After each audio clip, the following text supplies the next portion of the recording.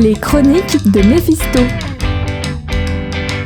Épisode 4. Tout bien réfléchi, tuer n'est pas la meilleure des solutions. À Méphisto, Je vais parler des contes bretons, Méphisto, des contes japonais, les contes amérindiens, les contes amérindiens, ça c'est les contes irlandais, c'est les contes russes, les contes cajuns.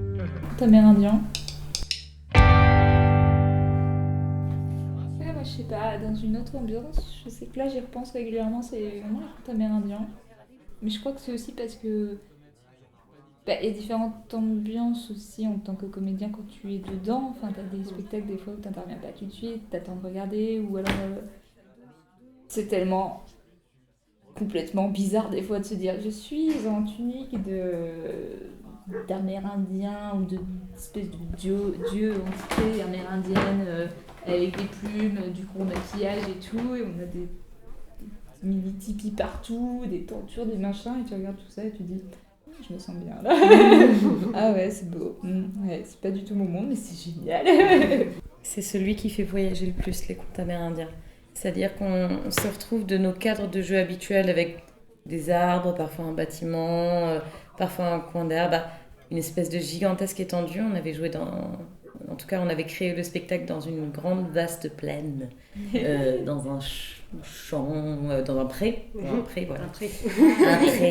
Un pré très vaste, et on avait cette impression un peu d'immensité qui est très caractéristique de l'Amérique.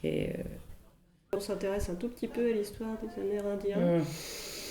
On a très très peu envie de trahir leur culture. Cette histoire date de l'époque où les premiers trafiquants blancs pénétrèrent sur le territoire des Lakota.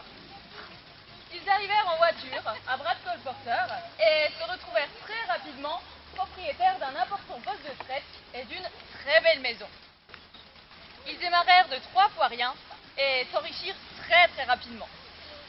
Ils s'engraissèrent aux dépens du pays. Parmi ces trafiquants, il y avait un Français qui se vantait de pouvoir rouler le plus avare de tous les avares, de parvenir à lui soutirer jusqu'à son dernier dollar. Il se faisait fort de décider à un Indien d'échanger des fourrures pour une valeur de $200 contre $2 de whisky, ou encore d'obtenir des fourrures de castor pour $500 contre $5 de tabac ou de poudre à fusil.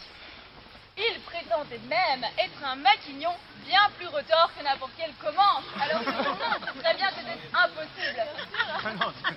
Un jour, une indienne vint et lui dit... Et donc on avait bien fait attention aussi à un peu localiser, donc on s'était mis plus dans le nord, nord-est, si je me souviens bien. Selon les tribus, ça change complètement.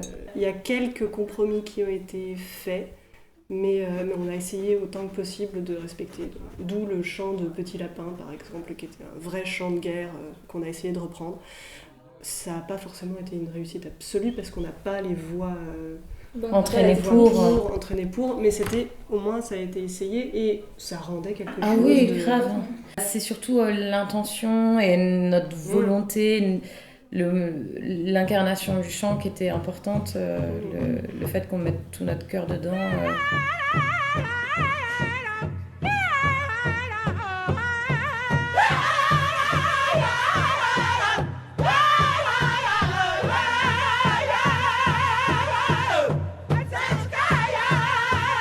Ce que j'avais beaucoup aimé dans les contes amérindiens, pour rester avec ceci, c'est que j'avais été contacté pour faire le narrateur. Je ne savais pas que tout le monde avait, quasiment tout le monde avait une part de narration, mais quand Ninon m'avait demandé, j'étais hyper fier et trop content d'avoir ce privilège de à la fois avoir une partie de narration et puis d'avoir une connaissance que les autres n'avaient pas, puisque à Méphisto, on découvre les contes seulement le soir du premier jour d'été, donc sur la session d'août.